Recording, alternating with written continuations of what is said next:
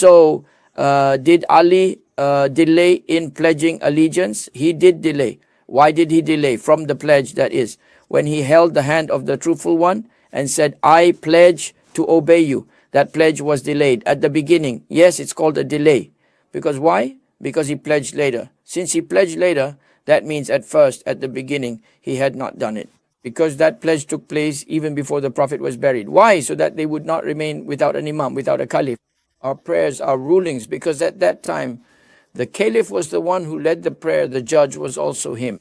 That is, the one who gave judgments was also him. The one who issued fatwas in difficult matters among people was also him. All of it was him. Just as the messenger of Allah was the head of all religious and state affairs, the one who succeeded him was likewise. Therefore, they hurried for that reason, and to immediately appoint an imam there. Ali delayed a little at the beginning. But it was nothing improper. The reason was simply that the leading companions had not invited him. They had not invited Ali to where? To the consultation. That is, a council of consultation was gathered at the Saqifa of Banu Sa'idah. It was a shaded pavilion. Its place is still known in Medina near the Masjid An-Nabawi. A consultation meeting was held there. Since they did not invite him, Ali, may Allah be pleased with him, did not go where he was not invited. Indeed, he himself said about this, we were not angry, but because we missed the consultation meeting, there was a bit of disappointment. But the reason for my delay in pledging allegiance was not that Abu Bakr, may Allah be pleased with him, was unworthy or that the right did not belong to him. I never thought such a thing, he said. Surely we know that Abu Bakr, may Allah be pleased with him, is better than us, superior to us. Do we not know that? He said, this is a statement of Ali himself in front of his followers, those who loved him deeply, even excessively. He said this in front of a great crowd. It is a widely transmitted saying. After the Prophet, the most virtuous and superior of this ummah are Abu Bakr and Umar, he said. Whoever considers me superior to them has lied, because Allah and His Messenger have made clear statements. Therefore, such a person has lied, and the one who lies deserves 80 lashes. He said this during his own caliphate. Suppose when Abu Bakr was alive, he said it. Would you say he dissimulated? Never. When Umar was alive, did he dissimulate? Never. When Uthman was caliph, did he dissimulate? Never. But during his own caliphate, before all the people, addressing a large congregation, whoever considers me superior has lied and deserves 80 lashes. And I will carry it out myself, he said. Now whom would he fear to say this? Do we not know, he said, that Abu Bakr is better than us? Is there any doubt? Then there is more to the statement. One should read it to the end, look into the sources. Now why did they not invite Ali? What reason could there have been? It is possible. Perhaps it was based on some benefit or consideration of wisdom. Perhaps they saw a certain benefit in not calling him. Could that be? The first three were there. Could it happen without the fourth? There were other companions too.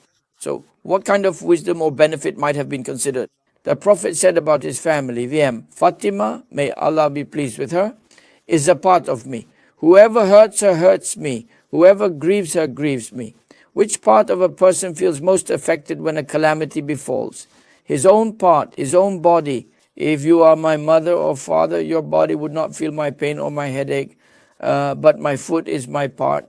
When my head hurts, my foot feels it too, doesn't it? It loses sleep, it cannot rest. So Fatima is a part of me, he said, and there were the mothers of the believers, 9 of them still alive. May Allah be pleased with them all. They too were deeply grieved. There were his grandchildren, Hassan and Hussein, the sons of Ali. They were old enough to understand everything. So perhaps Ali stayed near them to console the Ahl al-Bayt at that moment of impact. What a blow it was! The calamity of the Prophet's passing. Could any calamity be greater? When that first blow of the calamity struck, Ali did not leave their side so that they would not fall into distress. News was spreading everywhere. People were rushing in upon hearing of his passing. The Messenger of Allah was lying on the bed in Aisha's blessed chamber. In such a situation, how could Ali leave? As the man of the house, the head of the family, he had to stay. That is why they did not call him, because he had to be there. Was this an ordinary event? The Prophet said, when a calamity befalls you, see, even now he is addressing his ummah until the day of resurrection. Whenever any of you faces a great calamity, loss or death, someone dear to you, a child, a part of your soul, then remember my death and find solace in it. He meant all his ummah until the end of time, including us. My death, he said, is the greatest of calamities. For revelation had ceased. No longer could one receive news from Allah, nor know what he is pleased or displeased with. All revelation ended with his passing. So, has any calamity ever struck this ummah greater than that? The hadith says none. So, at such a moment, as the man of the house, the father of the grandchildren, since all other daughters of the Prophet had passed away, only Fatima remained. She was his very part, and she endured only 6 months after him, passing away in her early 20s.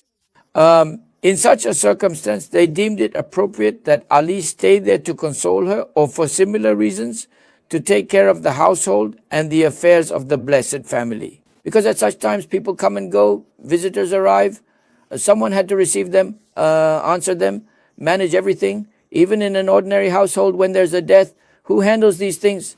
The head of the house.